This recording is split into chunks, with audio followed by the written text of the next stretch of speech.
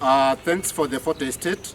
We have just come here as the Kisii community to give a press statement concerning what's happening, especially the expelled from the parliament, Mheshimiwa Honorable Anton Kibagendi, who is the member of parliament Kitutu Chache South. Press statement by leaders from Kisii County over the illegal suspension of Honorable Anton Kibagendi from parliament sitting for 14 days. As grassroots leaders from the Kisii community, we wish to express our deep concern regarding what appears to be sustained and systematic effort of intimidate and undermine elected leaders who hold views contrary to those aligned with the Kenya Kwanza government. We recall with the great concern the treatment of our daughter, Senator Grolio Ruoba, who was illegally and unjustly removed from her position in the Senate and contrarily replaced, despite the court clearly declaring the process unprocedural. The conduct of the Senate leadership, particularly the Speaker, raised serious questions about impartiality and respect of the rule of law. Today, as the community, we witnessing the similar and troubling pattern emerging within the National Assembly of the office of the Speaker is increasingly being perceived as a tool of settling political scores rather than upholding fairness, justice, and parliamentary independence. The suspension of Mheshimiwa Anton Kibagendi was not only excessive but appeared punitive, stemming from remarks he made in public domain that reflects concern widely shared by Kenyans. Even after due process was followed and the court orders obtained allowing him to resume his duties, there was been a renewed and a questionable attempt to impose another suspension under unclear and procedural flawed circumstances. The involvement of the actors and orchestrating this outcome only reinforces the perception of coordinated and effort of silence and dissenting voices. Honorable Kibagendi has distinguished himself through diligent and courageous oversight, particularly in exposing irregularities within the Ministry of Health, the Social Health SHA. His leadership is in advocating for accountability as well as his role of advancing the Fred Matiang'i candidature and the Isilinda Mwananchi initiative has positioned him as key voice of transparency and reform this country. It is therefore not lost to us that such a leader will face heightened political pressure.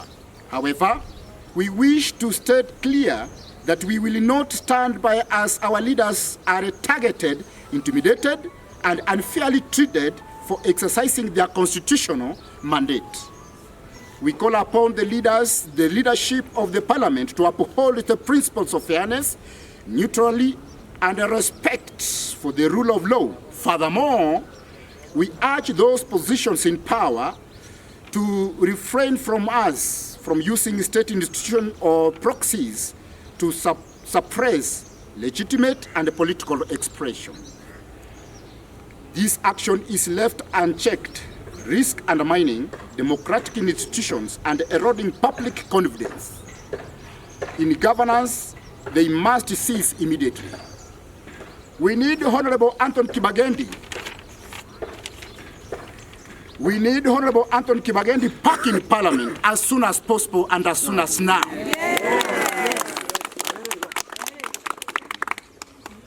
This continues executing its constitutional mandate and representation oversight and legitimacy the way he was elected by the people of Kitutu Chache South. Yes. Finally, we call upon the leaders from Kisii County, particularly those in opposition, to speak out against this injustice. Today is Honorable Anton Kibagendi. Tomorrow it will be one of you. Silence is the face of injustice only, impotence and impunity. The Constitution must be upheld, the rule of law must prevail, democracy must be protected. Yes. Finally, we want to tell our regime, or we want to tell this regime, that Kenya is governed by the rule of law. And Honorable Kibagendi, it's in public domain that is exercising her duties or her constitutional right. Yes. One is representing the people of Kitutu South and the people of Kenya as a whole. Yes. So therefore, as a community, we want to tell Mheshimiwa Moses Masika Wetangula that we are giving him 24 hours to reinstate Mheshimiwa Anthony Kibagendi to Parliament. Yes. Failure to do so, we are going to announce a peaceful demonstration in our Kisii region so that we can make sure that Mheshimiwa Kibagendi is back to Parliament. Yes. And we are very much aware that Mheshimiwa Kibagendi is being targeted by this regime simply because he's supporting Dr. Fred Okengo Matiang'i. Finally, I want to challenge our elected leaders in Kisii region, that is Kisii and Nyamira. We are not going to keep quiet as Mheshimiwa Kibagendi is being targeted by this regime. We are challenging you elected members so that you come across on open daylight to castigate what's happening to Mheshimiwa Anthony Kibagendi.